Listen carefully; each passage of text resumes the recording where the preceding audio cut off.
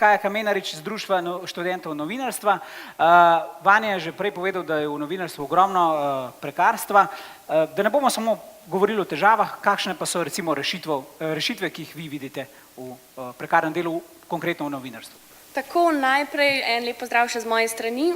Ko smo se študenti in tudi nekaterimi dijaki začeli pogovarjati o prekarnem delu, smo prišli do prvega problema, da veliko ljudi sploh ne ve, kako zelo problematično to je. In v bistvu smo nekako izhajali iz tega, da nam normo za delo predstavlja študentski servis, kjer tako nimamo ne malice, ne prevoza, da ne sanjamo o bolniških in porodniških seveda.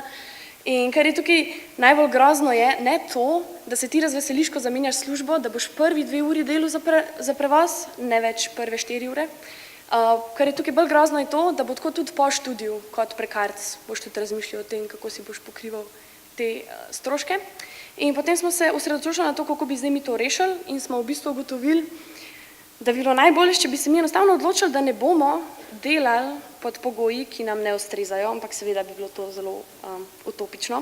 In smo ugotovili, da je na nas, da opozorimo, da to ni okej, ampak je na državi, da za nas poskrbi.